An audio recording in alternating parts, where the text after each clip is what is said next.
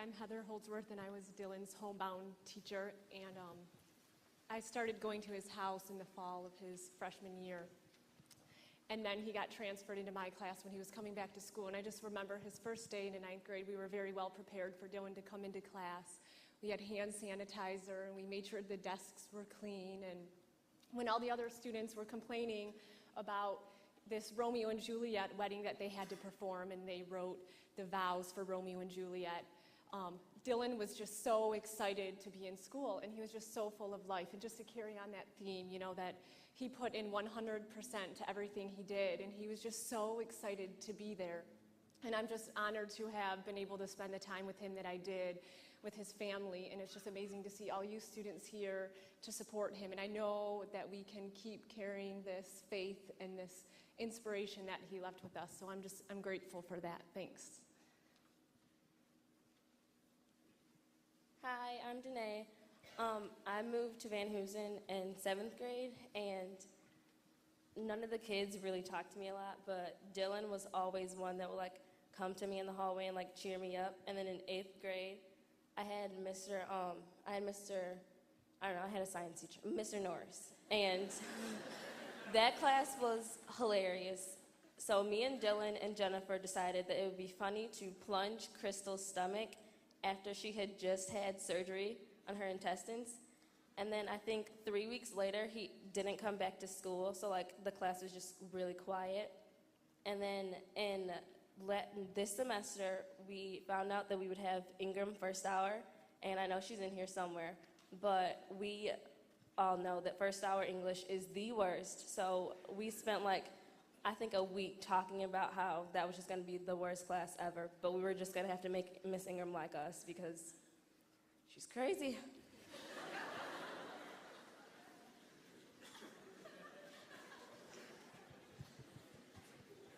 Hi, I'm Alexa, and every time I talked to Dillon, he was just all smiles, and he always cheered me up. And one of my favorite stories was Jordan would always be like, "Shut up, woman, go make me a sandwich." So one time I pretended to start crying, and Dillon comes out of nowhere and goes, "Stop crying, woman, go make me a sandwich." And it was so funny, and I miss him so much.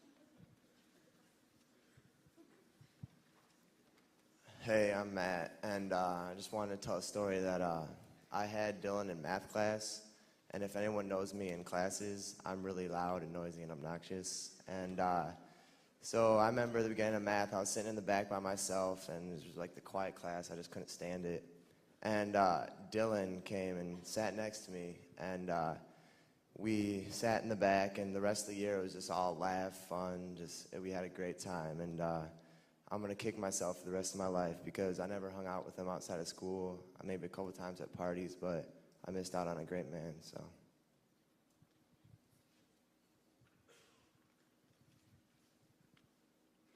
Hi, I'm Rachel. I just wanted to thank Dillon for his friendship because a bunch of my best friends are even closer with Dillon, and I just wanted to thank him.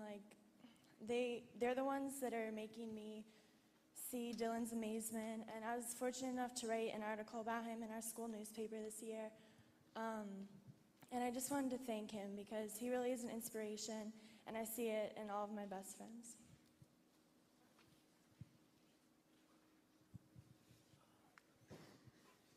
Hi, I'm Mark Hammett, and so the NFL draft was 2 weeks ago, I think 3 weeks ago, and the Lions had a pretty good draft, and so we were all excited because we're okay, well maybe the Lions will be halfway decent this year.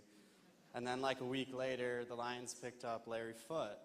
And so my status on Facebook was Lions signed Larry Foote, it's time for a change.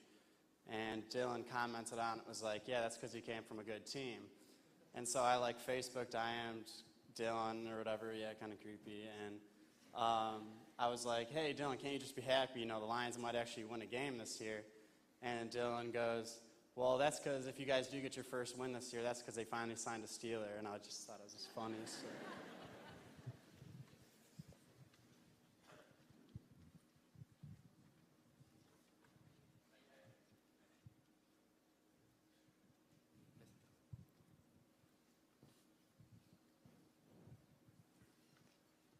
Hi, I'm Michael. I've been close friends with Dillon since first grade. And I remember in 7th grade, me and my dad and my little sister Madison and him went to a movie. But before we went to Red Lobster, and we sat down and the waitress brought Dillon an adult menu and me a kid's menu. Dillon thought it was hilarious, and after that, we walked to Best Buy, and you have to cross this little street to go there, and he asked me if I needed to hold his hand when we were crossing.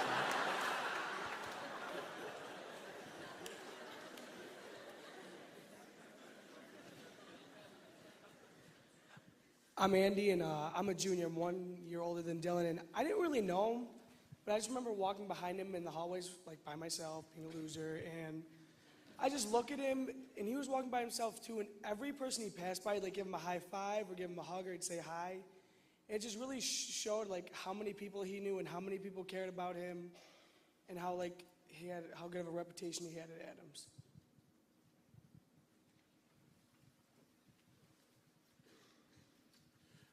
I remember one time, I don't think it was that long that Dillon had gotten out of the hospital. My dad, my brother, and I were at the Y, just shooting hoops, and we saw Dillon and his brother Sean and his dad, and we said, hey, let's play some basketball. So I'm thinking, he just got out of the hospital, right? I'm going to take it easy on him. No way. He schooled me, and I was playing hard, and we lost, and Dillon inspired me to be stronger and had better faith and work on my jump shot.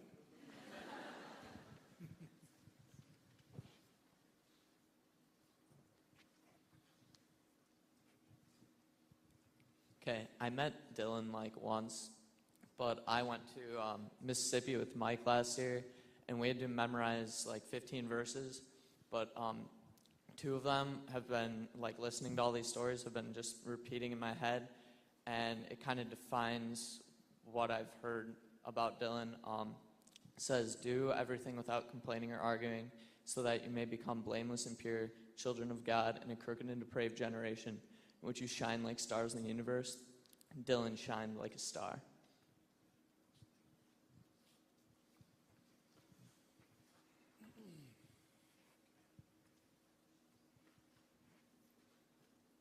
My name's Ryan Robbins. I've been a good friend with Dillon for the past couple of years. We became close. And one memory that I had with him that was really funny was in the summer, we were going down a slip and slide in his backyard with his brother, Sean. You probably remember it.